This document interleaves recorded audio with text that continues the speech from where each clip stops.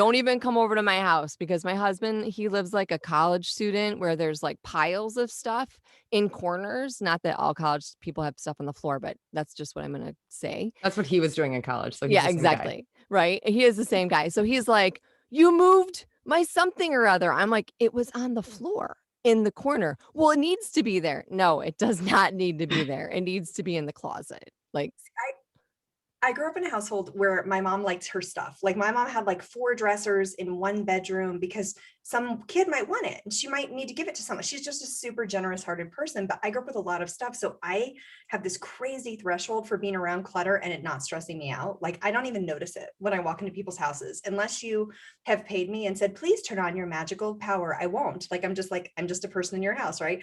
But it's funny because my boyfriend, he doesn't want or need anything. And so I'm like all about just letting you have your experience and like, cause it's not a problem unless you think it's a problem. Cause that's just the truth of it. Like I keep my stuff the way I keep it. And it is tricky with some of the shared spaces, but for the most part, it's like, I'm just like, oh, go, fly your freak flag and be who you are. But what cracks me up is like, my office has had to be in here because we've got a friend staying with us in the guest room. Oh my God. All I do is follow him around when he leaves in the morning with like systems. Like he's like, oh, I like the new hamper here. And I'm like, yeah, is it working? Is it good? Like, but it works. Why are there still piles in the ground? Like what's going on? Like, I just silently like look at what he needs and slip it in there. I need to do that. I did that with my husband actually, because he would have like all this stuff all over the bathroom counter. And we have like 5 deodorants, 3 mouthwash. I'm like, why? Why do you need multiple of the same thing?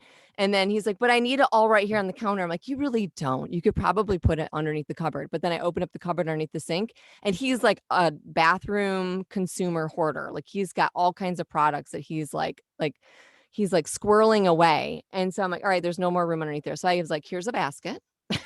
Put it on the counter, if all your shit can go in that basket and he's like, fine. And I'm like, well, I mean, it makes me feel better because then your shit's not, getting into my shit. So I can't, you are way better than I am. Is it working? How long have you been doing that? I've been doing it for years. Oh, it's working. Can we talk about the empty shit that gets left on the counter or underneath the counter? Like, really? Why do we have empty bottles or empty? Or the centimeter of lotion left, Nikki? Right. Like just a tiny bit. Exactly. That makes me crazy.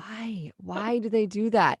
So tell us a little bit about how you got how did you become the Clutter Whisperer? Because I mean, that's so intriguing. I'm like, how can I join your ranks? Like, how can I be a part of the club? Join the club. So I wanted to be a nun. Which is rando. No, when I was like a kid, I just knew I was spiritual. I had this thing where I was like, there's something in me just knew that I needed to like be connected to spirit all the time.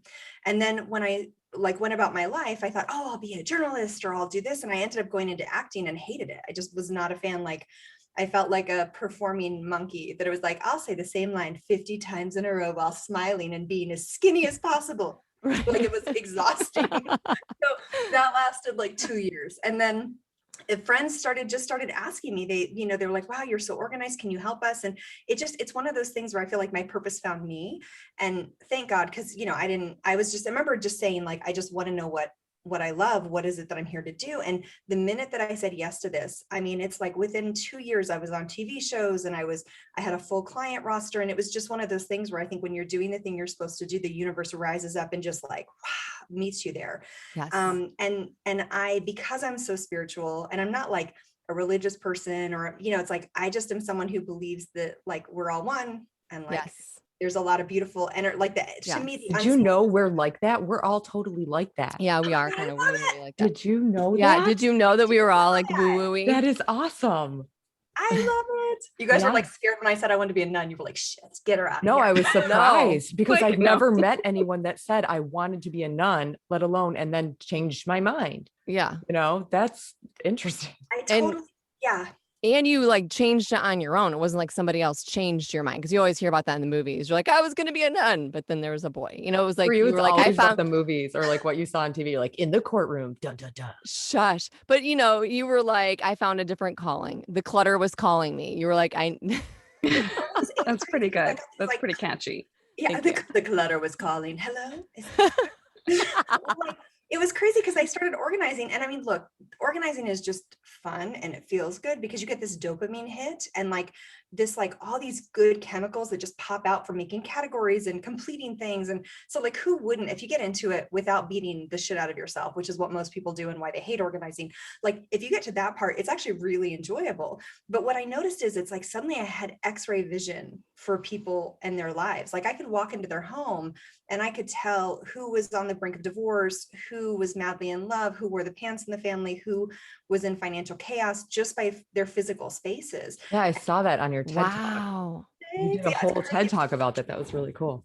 Thanks. Yeah, it was like, it's really, it's like wild to have this kind of superpower. But again, I don't turn it on unless someone asks me, unless they're like, what do you see? I'm like, no, it's not coming on unless you want it. Cause that's like, you know, it's rude. It's like looking at someone naked if you have x-ray vision, like keep your eyes to yourself, lady. Thank you. I used to have, right? I used to have a friend of mine that was like really into like presentation and dress and makeup and hair. And she'd be like,